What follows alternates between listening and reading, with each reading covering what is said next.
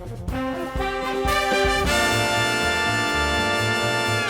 everyone, I'm Dan from JazzComposersPresent.com, an online space where composers, musicians, and listeners come together to celebrate the music we love. I'm joined today by Erica Seguine, New York City-based composer, conductor, pianist, and educator. Erica co-leads the Erica Seguine Shon Baker Jazz Orchestra. Erica is here to show us how to use 12-tone technique to capture human emotion. Thank you, Dan, and welcome, composers. So in today's video, this is going to be somewhat an extension of a video Scott Nimmer did a couple months ago called Developing Motives Using Set Theory. So if you haven't checked out that video yet, you should totally head on over and check it out. So today I will very briefly touch upon some of the things Scott mentioned and then add on some additional ideas of how to work with a 12-tone row to help tell your musical story. So one of the pieces I wrote is called And the Tire Swing Keeps Spinning, which will also be featured on our upcoming big band album that will be released in early 2022. So And the Tire Swing Keeps Spinning is a piece I wrote to convey the visceral and personal experience I've had with depression. I've always likened the experience of depression to a tire swing, spinning on a tire swing, that once your thoughts start going in motion, it's really hard to stop and get off until you lose all sense of bearings of reality. So in this piece, there's a gradual shift from innocence at the very beginning to melancholy, building into rage, and finally ending in dissociation and fear. The one musical element that stays constant through these shifts is a 12-tone row that underlies the whole piece. So in this video, I will mention some traditional as well as some other creative techniques that you can use to develop a row. So let's check out this row. So to begin, the row is introduced in just the piano, almost like a music box signifying innocence. So up here, we have the original format of the row with the intervals notated between the pitches. So let's hear that recording with just the solo piano at the beginning.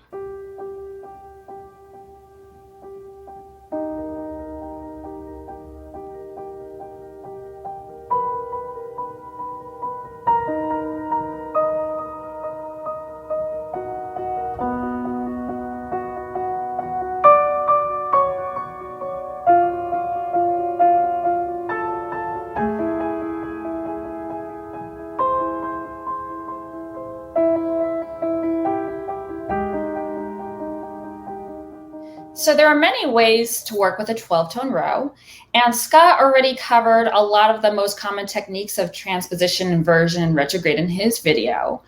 When I first sketched this piece, I also did my own set of transformations, computed them, as you can see there, where I figured out the transposition, inversion, retrograde, inversion.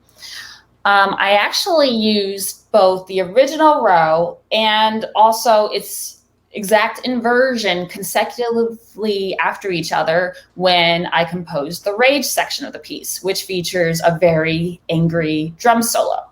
So let's go hear that.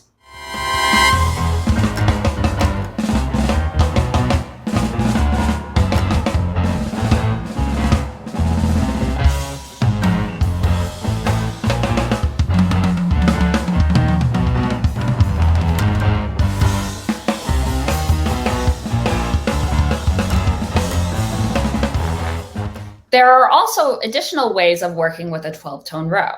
Another way of developing the row is by using cells from the row, from either creating harmonies based off of a few consecutive notes or by using a subset of notes to create even possibly a new row.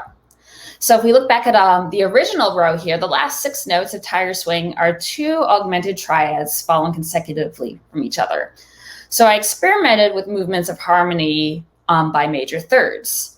For example, towards the beginning of the piece, when the tire swing is starting to build momentum and the mind is starting to speed up, I experimented with using harmony by motion of major thirds, as we'll hear here.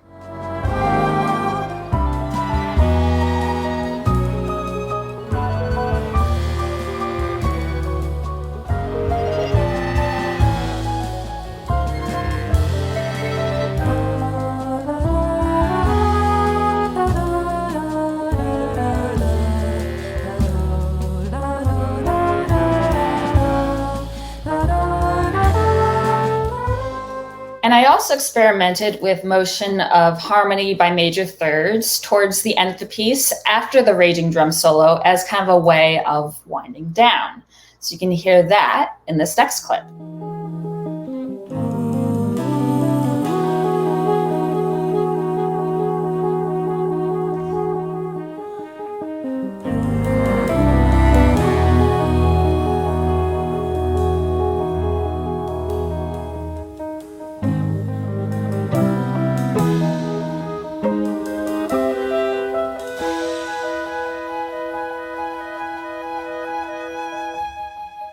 And then finally, when one wakes up from a depressive or a rage episode, there's often a feeling of not kind of being aware where you are. It's almost as if a tornado came through your town and you don't recognize your town anymore.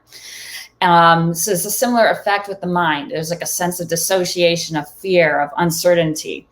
So one of the last things I tried doing was creating actually a 12-tone chord where all 12 notes were used in a single harmony, vertical harmony. So because the last 6 notes, again, are those 2 augmented triads, a half step apart, I had the saxes and the bass clarinet, which are each major thirds apart from each other, very quietly trilling half steps.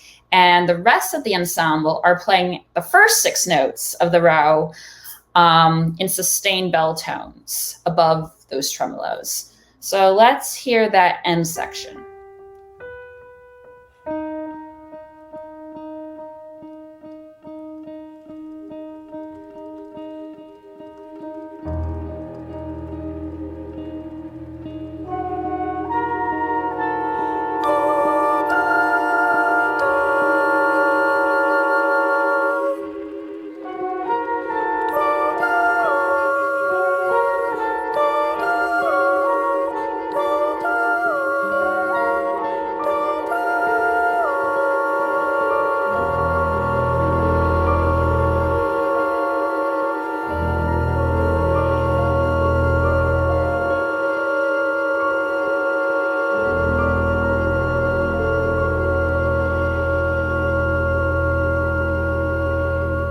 So the idea of all that is to be a very spooky, very fear-based ending to a whole piece that is full of a lot of emotional extremes and melancholy and rage.